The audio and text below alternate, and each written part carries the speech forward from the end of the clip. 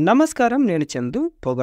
పొగడతకు లొంగని వారుండడం చాలా అరుదు. అయితే పొగడత చెరుకు ముక్క లాంటిది. దాన్ని ఆస్వాదించాలి. అంతేగాని ఆశాంతం మింగివేయాలనుకుంటే చాలా ప్రమాదం. తొలి గెలుపు అంతిమ విజయానికి సోపానం కావాలి. ముఖస్తుతికి లొంగిపోతే కళ్ళు బయళ్ళు కమ్మి పైకి చేర్చే నిచ్చెన కనిపించదు. నిరంతరం నిన్ను పొగుడుతూ ఉండేవాడు లోపల నిన్ను ద్వేషించే శత్రువైనా అయి ఉండాలి, లేదా నీ నాశనం కోరే కపటి అయినా అయి ఉండాలి అంటారు పెద్దలు. విమర్శలను స్వీకరించేవారే శాశ్వతమైన విజయాలు సాధించగలుగుతారని అంటారు అనుభవజ్ఞులు. ఎందుకంటే ఎప్పటికప్పుడు తమ తప్పొప్పులు బేరీజు వేసుకోవడం విమర్శల వల్లే అలవడుతుంది. మనల్ని మరింత ఎదగాలని మనసారా కోరేవారు పొగడతల కన్నా నిజమైన విమర్శలతోనే మనకు స్ఫూర్తినిస్తారు. కాబట్టే బిడ్డల విజయాన్ని కోరే తల్లిదండ్రులు ఎవరైనా సరే పిల్లల్ని అతిగా పొగడరు. పొగడతలు మనం ఇతరులతో వెర్రిగా పోటీ పడడానికి మాత్రమే ప్రోత్సహిస్తాయి. ఇలాంటి పొగడతల వల్ల ఎదుటివాడి బలాన్ని మనం గుర్తించలేం. అదే సద్విమర్శలు మనతో మనమే పోటీ పడేలా చేస్తాయి. దీంతో ఎదగడం సులువవుతుంది. స్వతంత్ర నిర్ణయాలు తీసుకునేందుకు వివేకం లభిస్తుంది. అప్పుడు మనల్ని పొగిడే వారిని ఇష్టపడకపోవడమే కాక మనల్ని ఇష్టపడని వారిని సైతం ప్రశంసించగలుగుతాం. వాస్తవానికి పొగడత వల్ల దురభిమానం పెరిగి వినమ్రత తగ్గే ప్రమాదం ఉంది. ప్రమాదం ఎందుకు అవుతుంది అనంటే పొగడతల్లో మునిగిపోయి మన బలహీనతల్ని మనం గమనించడమే మర్చిపోతాము. మన ఎదుగుదలకు తోడ్పడేవారు మన విజయంలో జరిగిన చిన్న పొరపాట్లను సైతం ఎత్తిచూపి అలా చేయకుండా ఉంటే గెలుపు సంపూర్ణమయ్యేదని మనకు అర్థమయ్యేలా చెప్తారు. మనలోని లోపాలను తెలుసుకుంటేనే కదా నిజమేమిటో భ్రమలేమిటో తెలిసి వచ్చేది. పర్యవసానంగా జ్ఞానం పెరుగుతుంది. మనం ఇంకా ఎంత ఎదగాలో తెలుస్తుంది.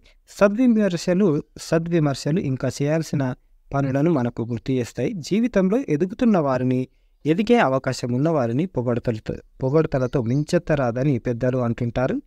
ఇది అక్షర సత్యం. ఇక గొప్ప విమర్శ మనల్ని మహాత్ముల మార్గంలో నడిపిస్తుంది. అనుచిత పొగడత మన విజయాన్ని నియంత్రిస్తుంది. మనకు ఉన్నది ఒక జీవితం మాత్రమే. పొగడతలకు, అసూయపరుల అసత్య ప్రశంసలకు లొంగకపోతేనే ఈ జీవితాన్ని విజయవంతంగా నడపగలుగుతాం. సాధించిన వారిని అభినందించడానికి అనుచిత పొగడతలకు చాలా తేడా ఉంటుంది. అభినందన మెరుగుపరచుకోవడానికి తోడ్పడుతుంది.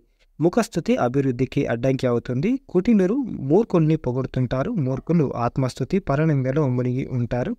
అనుచిత పొగడత సాలెగొడు లాంటిది. దానికి లొంగిపోతే వెలుపలికి రావడం చాలా కష్టం. పొగడతలు వింటూ వినాశనానికి దారులు వేసుకుంటూ సాగితే విమర్శల్ని స్వీకరించి బాగుపడే అవకాశాలు కోల్పోతాం. వివేకవంతులు ఆత్మవిమర్శ పరుల అభినందనలతో నిత్య వికాసాన్ని పొందుతూ ఉంటారు. ఈ లోకంలో సద్విమర్శ చేస్తూ నిజాన్ని చెప్పడం కంటే కష్టమైన పని మరొకటి లేదు. కుటిలత్వంతో ముఖస్థుతి చేయడం కంటే సులువైంది మరొకటి లేదు అంటారు కౌటిల్యుడు. నిరంతరం పక్కనే ఉంటూ పొగిడేవాడు, ఆ పొగడతలను వినేవారు ఇద్దరిని ముఖస్థుతి నాశనం చేస్తుంది. ఇదన్నమాట ఈరోజుకు సంబంధించిన ఆర్టికల్.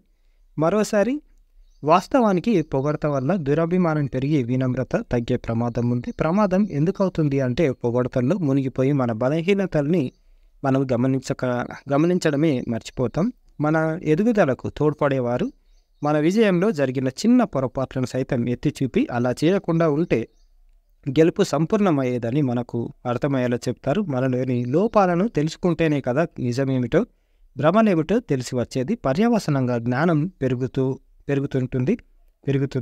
మనం ఇంకా ఎంత ఎదగాలో తెలుస్తుంది. ఇదన్నమాట ఈరోజుకు సంబంధించిన ఆర్టికల్. లైక్ చేయండి, షేర్ చేయండి, సబ్స్క్రైబ్ చేయండి. Thank you. ధన్యవాదాలు.